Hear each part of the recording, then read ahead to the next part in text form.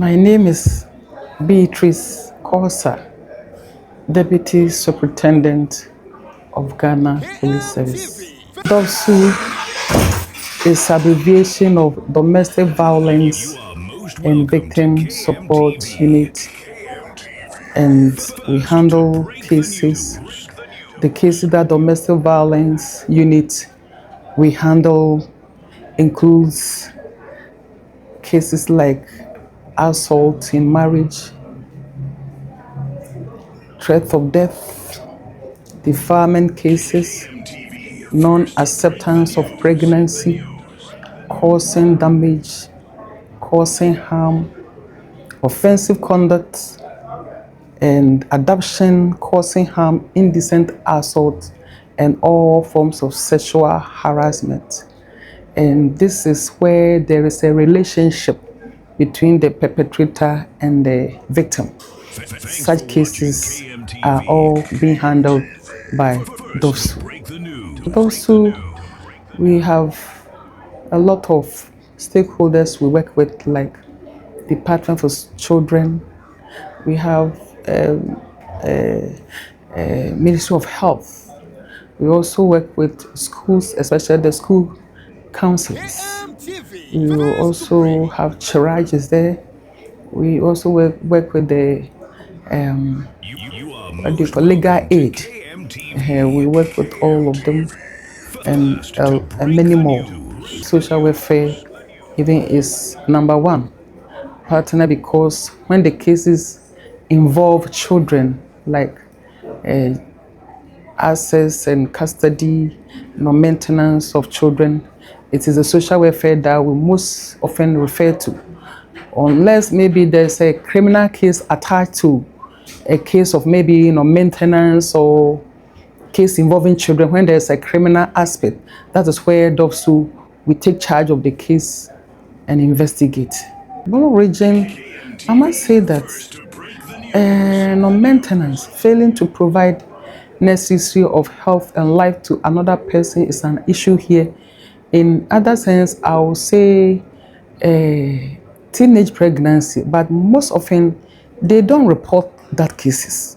Most of them, they don't bring teenage pregnancy to us. They will only bring it when maybe the perpetrator has failed to provide the basic needs of the child before they will bring. But when you look at the rate of pregnancy, it is on high ascendancy, but they will prefer to come where there is a problem of maintaining the child. That is where they will bring it to DOSU. And most often, we also do referral to Department of Social Welfare. Another case that we also have here is assault. Marital spousal assault is here. It is in the region, and threat of death. You don't know what actually caused it.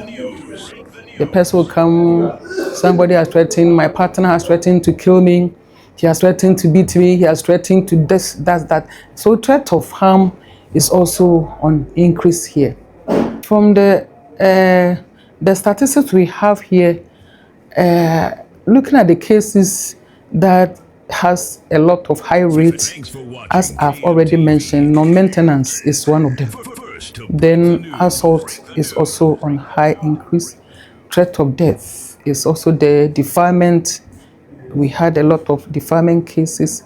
Non-acceptance of pregnancy is not all that high, but threat of harm, threat of death, was also very high, very, very high. And indecent assault, sexual harassment, physical abuse was also there.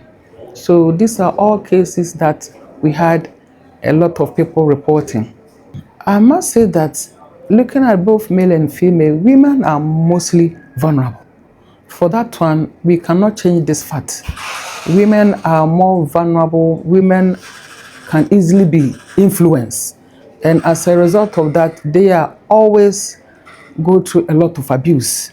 And for men, It's a few, but then we only even get men who have gone through a lot of abuse when their partners report to them, and through deliberation that you will see that the man is also being affected. But for them, because of their ego, they are able to keep it.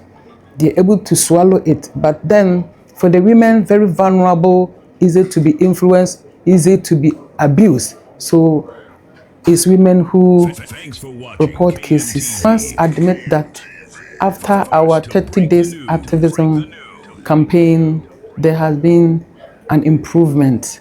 A lot of people come here for our service, but I must also confess that many people come here not because they want to go to court, but they want you to listen to them, meet the two partners, deliberate, and solve problem, and which Dobsu has been doing it a lot.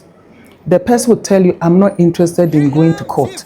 I just want you to listen to me and advise me. People have come here for advice, both men and female. They are coming here, and prominent people who doesn't want to even expose their identity, they come to ask for our help and our services and directions. So it has been improved after the 30 days activism campaign. This is a national DOPSU Secretariat agenda that every year will have domestic violence campaign. Every year we'll have it in the month of August. We'll have that 30 days campaign in the year. So it will keep on, and through this, I know we are going to reach a lot of people, and we are going to help the community a lot through this program. It will be decided by the National Secretariat, DOPSU National Secretariat. So we'll wait for them, the information and which direction they would want it to follow. To be honest, when there's a separation, children are affected seriously. When it comes to their education, it becomes a problem. When it comes to their health, it becomes a problem. Even shelter, because a parent is supposed to make provision for a child to have a shelter. But when there's a separation, the parents, or let me say the father, most often they refuse to honor or to provide the basic needs for the child. Whenever there's a separation, the parents or the fathers, most of them fail to provide the basic needs of a child when there's a separation. And the basic needs are food, clothing, education, health, and shelter. Most of the children suffer from this benefit. When there's a separation, access and custody mostly is being decided or determined by a court through Department of Social Welfare. But sometimes you also encounter such cases here where the partner themselves agree without any force that I will have custody, I will have access. They are able to decide on their own. But then it is the duty of Department of Social Welfare. They have to prepare this case for court when it comes to custody and access. It is not DOPSU who handles such cases. It is Department of Social Welfare. They handle. Some of these cases have been reported, others too, they fail because even the parents or the father, they threaten their children. So the children are afraid to come out. But we have seen that most often when some of the men, when there's separation, they want to have access to their girl child. Sometimes you don't understand. If there's a separation, a girl child, it's the mother who has to be with the child and groom the child. How can a man who is not married, you want to have your girl child stay with you? Meanwhile, your work even does not permit you to have a time for that child. He has to go through a lot of grooming, nurturing. So if a parent, let me say a male parent, you want to have your girl child to stay with you, it becomes a problem. Some are doing very well, but some too, they abuse their own children. They abuse their girl child. They go through a lot of sexual abuse, sexual harassment, indecent assault with their own girl child. So for this one, it's an issue I think the part of social welfare should look at it critically. If a male father or a parent who is a male parent comes and said, I want to have custody with my children, the social welfare should look at it very well and see how the interests of the child will be paramount when it comes to custody and access, especially of a girl child who has to take care of the girl child when there's a separation in marriage. We have had a lot of deferment cases, and due to the nature of the case, we most often also refer to AG for advice, because looking at the nature of the case, AG must decide. So we've had a lot of deferment cases. In fact, interference is a major challenge in this region among the cases that DOPSU handle. If I say interference, people who want to come into the case, oh, this is a family issue, oh, this is a case that when you push, it will affect, they tarnish the image of everybody. It will tarnish the image of the family. But please, we also plead the interference, the public should desist from interference. When when the case travel from home to DOPSU, we are pleading with them. It was with them before they reported the case. So they shouldn't come and interfere with us. We plead with the public. If the case they see and they don't do anything about it and the case is being reported to DOPSU, they should stay away for us to handle the case and so that justice will prevail. If we allow it, it means the perpetrators will continue to abuse the right, not one person, not two, but it will affect the whole community. And also the victim must also be protected. So if we decide to play it down, we decided to just cover it, the justice that the victim supposed to have, he will not get that. And for that matter, we need to have attention, or we need to help the victim to recover, to seek justice, to seek help. But if we cover it, all this benefit, she will not have it, or she will lose it. And it can even affect her good health.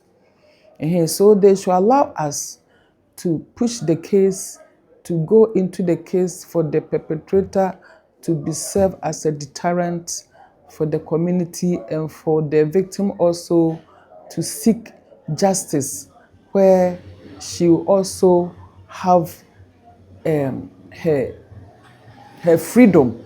Yes, the victim will have her freedom.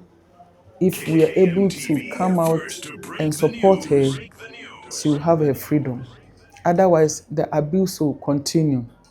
I'll continue to plead with the public, because some have seen the importance of DOPSU. Others also believe in making naming and shaming, so they go to they prefer going to air for people to hear their case, even though it will not be solved. They don't care, provided once there will be naming and shaming, that is all that they are looking at. But we are pleading with them that they should have trust in DOPSU, that we handle their case for them to get the justice that they are seeking for, and to come out from their problems and live peacefully in society, where they will be safe and secured and they will be respected. But if you go on air, you lose your respect. You are not being protected. There's no security for you. And meanwhile, the justice that you are seeking, you also not have it. it is only naming and shaming that you get at the end of the day. And even when you are walking around, somebody can pinpoint and say, this lady, I saw her, so there won't be any security. So my final word is that for those who, we are professionals, we protect human dignity. So they should have confidence and report. And the justice that they are seeking for, through those who, they will have it. And they will be safe, they will be secure, they will be respected, and they can live in the community without any stigma. That is what we have for the public.